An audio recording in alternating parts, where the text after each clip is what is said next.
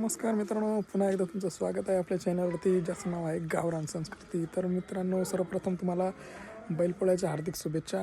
वर्षभर काबड कष्ट करून शेतकऱ्याला जे मदत करण्याचं काम हे बैल करत असतात, म्हणजे ते आपले घरचे सदस्य आहेत.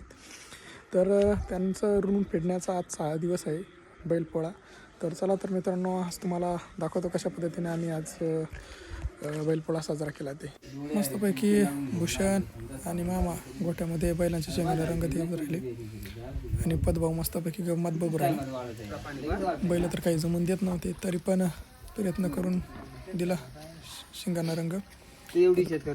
आजचा दिवस हा आपल्या सदस्याचा म्हणजे आपल्या बैलांचा दिवस होता.